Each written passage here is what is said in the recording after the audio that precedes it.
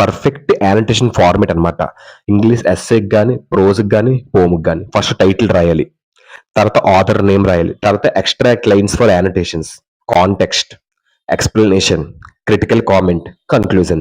ఇది annotation of structure. ఈ structure ప్రకారంగా రాస్తే ఒక్క మార్క్ కూడా పోదు. ఈ స్ట్రక్చర్ ప్రకారంగే నేను మీ ఇంటర్మీడియేట్ యానోటేషన్స్ తయారు చేశాను. సో, ఇప్పుడు మనం ఒక్కొక్కటి నేర్చుకుందాం. ఈ స్ట్రక్చర్స్ ప్రకారంగానే నేను యానోటేషన్స్ తయారు చేశాను. ఇంటర్మీడియేట్‌లో ప్రతి లెసన్‌కి 4 యానోటేషన్స్ ఉంటాయి. Earth is precious to him and to harm the earth is to heap contempt on its creator. First of all ఇందులో వర్డ్స్ ప్రీషియస్ అంటే ఏంటి? Very valuable. ఓకేనమ్మా? డన్. ఇక్కడ కంటెంప్ట్ అంటే ఏంటి తెలుసా అర్థము? అంటే డిస్‌రెస్పెక్ట్ అన్నమాట. ఓకేనా? దాన్నే కంటెంప్ట్ అని అంటారు. ఓకే. On its creator. ఈ క్వెషన్‌కి అర్థం ఏంటంటే అమ్మా, భూమి అతనికి చాలా విలువైనది. భూమికి హాని చేయడం అంటే దాన్ని సృష్టించిన వ్యక్తిని అవమానించడమే. మనం భూమిని గౌరవించాలి, రక్షించాలి, అలాగే ప్రకృతిని గౌరవించాలి. అది క్వెషన్‌కి అర్థం. ఓకేనమ్మా? డన్. ఈ క్వెషన్ దేంట్లో నుంచి ఇచ్చారమ్మా lesson? Title chief Seattle's letter. రాసింది ఎవరమ్మా? ఆథర్ చీఫ్ సీటెల్ గారు. ఓకేనమ్మా? Reference. This line is found in Chief Seattle's letter, a reflection on the spiritual and environmental values of Native American culture. దీనికి reference అంటే ఏంటమ్మా? ఎక్కడి నుంచి తీసుకున్నారు, ఎవరు రాశారని చెప్పేది reference. So native American culture అంటే traditions and lifestyle of the first people of America. ఈ వాక్యం చీఫ్ సీటిల్ ఒక లెటర్ నుంచి తీసుకున్నారు. స్పిరిచువల్ అండ్ ఎన్విరాన్మెంటల్ వాటి యొక్క సంబంధించిన విలువల గురించి చెబుతుంది. ఇవి నేటివ్ అమెరికన్స్ ఆదివాస అమెరికన్ సంస్కృతికి సంబంధించినది. ఓకేనమ్మా? వారు ప్రకృతిని గౌరవిస్తారు అండ్ పవిత్రంగా చూసుకుంటారు. భూమిని ఆస్తిగా చూడరు. ఓకేనమ్మా? సో అది ఈ పాయింట్ కి అర్థం. రిఫ్లెక్షన్ అంటే ఏదైనా కేర్ఫుల్ గా థింక్ చేయడం, థాట్స్ ని షేర్ చేసేటప్పుడు. అది దీనికి అర్థం. Next context. కాంటెక్స్ట్ అంటే ఏంటి ఇక్కడ? కాంటెక్స్ట్ అంటే సందర్భం అన్నమాట.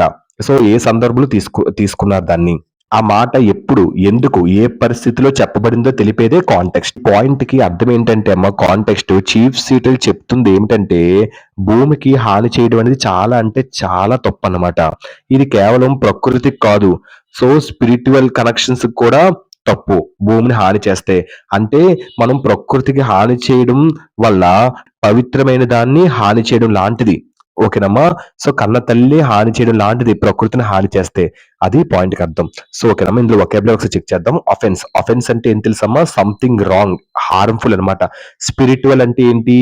ఏదైనా మా బిలీఫ్స్ కి సంబంధించింది. ఓకేనమ్మా? డన్. ఫిజికల్ అంటే ఏంటి? బాడీకి సంబంధించింది. దాన్ని ఫిజికల్ అని అంటారు.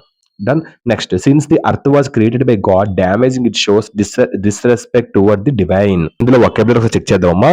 డివైన్. డివైన్ అంటే ఏంటి? దేవుడికి సంబంధించింది, పవిత్రతకి సంబంధించింది. ఓకేనమ్మా? భూమిని దేవుడు సృష్టించాడు. భూమికి హాని చేయడం అంటే దేవుణ్ణి అవమానించడమే. భూమి పవిత్రమైనది కాబట్టి మనం రక్షించాలి, గౌరవించాలి. ఓకేనా? అదే కాంటెక్స్ట్. నెక్స్ట్ ఏంటంటే ఎక్స్ప్లెనేషన్.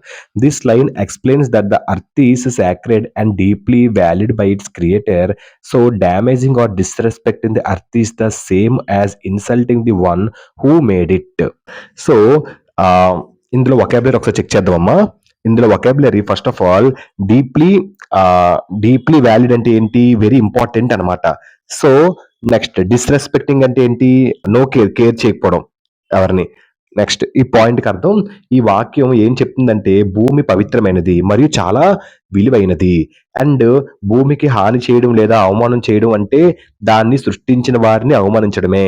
భూమి సృష్టికర్త ఇచ్చిన మనకు ఒక మంచి పెద్ద గిఫ్ట్ లాంటిది. కాబట్టి మనం దాన్ని గౌరవించాలి, రక్షించాలి, ప్రేమించాలి అని చెప్తున్నారు చీఫ్ సీటిల్ గారు. ఓకేనమ్మా? Done. It ఎంపసైజెస్ that harming nature is not just a physical act, it is a moral wrong doing against it's divine creator. లో వొకాబులరీ ఎంపసైజెస్ అంటే ఏదైనా చాలా గట్టిగా చెప్పడం, స్ట్రాంగ్ గా చెప్పడం. సో మోరల్ రాంగ్ డూయింగ్ అంటే ఏంటి? అంటే ఎథికల్ గా, స్పిరిచువల్ గా తప్పు చేయడం. ఓకేనమ్మా? డన్. ఇప్పుడు ఈ సెంటెన్స్ చెక్ చేద్దాం. ఈ వాక్యం మనకి ఏం చెప్తుందంటే ప్రకృతిని హాని చేయడం కేవలం ఆ భూమికి మాత్రమే నష్టం కాదు. అది ఎథికల్ గా తప్పు, సాంప్రదాయకంగా తప్పు, స్పిరిచువల్ గా తప్పు, దైవపరంగా తప్పు. ప్రకృతిని హాని చేయడం దాన్ని సృష్టించిన దేవుణ్ణి అవమానించడం లాంటిది. మనం ప్రకృతిని గౌరవించాలి, రక్షించాలి, ప్రేమించాలి అని చెప్తున్నారు. అంతే సింపుల్. అది ఎక్స్‌ప్లనేషన్. నెక్స్ట్ ఏంటి క్రిటికల్ కామెంట్. క్రిటికల్ కామెంట్ అంటే ఒక వాక్యం మనం చదివి దాని యొక్క లోతైన అభిప్రాయాన్ని మనం చెప్పడం. This statement strongly links environment harm to disrespecting a divine creature which gives it to moral force. Moral force. Moral force అంటే అర్థమేంటి తెలుసమ్మా? తప్పు ఉన్నదాన్ని తెలుసుకోవడం ద్వారా వచ్చే శక్తి, నైతిక బలం. ఎక్కడైనా తప్పుంటే, ఆ తప్పున్నప్పుడు మనకు ఆటోమేటిక్‌గా అక్కడ తప్పు జరుగుతుందని చెప్పి ఎదిరిస్తూ ఉంటాం. అప్పుడు ఒక పవరొస్తది. తప్పు జరిగిందని ఎదిరిస్తాం. దాన్నేమంటారు? మోరల్ ఫోర్స్ అని అంటారు. సింపుల్. ఓకేనమ్మా? ఈ ఈ వాక్యం ఏం చెప్తుందంటే, ప్రకృతిని హాని చేయడం మరియు దేవుడిని అవమానించడం అనే దాన్ని కలిపి చెప్తుంది.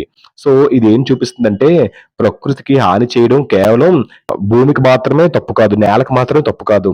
సో, ఇది మన స్పిరిచ్యువల్ కనెక్షన్స్‌కి కూడా తప్పు. ఓకేనమ్మా? డన్. సో, అందువల్ల ప్రకృతిని గౌరవించి రక్షించడం చాలా ముఖ్యమని మనకు చెప్తున్నారు శిక్షితులు గారు. However, it assumes everyone shares the same spiritual belief which may not apply universally. Its power lies in its ethical message, but its reasoning depends on one particular worldview. ఇందులో వొకాబులరీ చూడండమ్మా. స్పిరిచ్యువల్ బిలీఫ్ అంటే ఏంటమ్మా? అంటే నమ్మకం అన్నమాట. దేవుడి కోసం. దాన్ని స్పిరిచ్యువల్ బిలీఫ్ అని అంటారు. నెక్స్ట్ ఏంటి? Apply universally. ప్రతి ఒక్కళ్ళకి అప్లై చేయడం. వరల్డ్ వ్యూ అంటే ఒక వ్యక్తి ప్రపంచాన్ని ఎలా చూస్తాడో అర్థం చేసుకోవడాన్ని సూచిస్తుంది. అదే వరల్డ్ వ్యూ అంటారు. ఓకేనమ్మా? Done. Way the person sees to understand the world. Next దీనికి అర్థం ఏంటంటే అమ్మా, అందరూ భూముల కోసం ఆలోచించరు.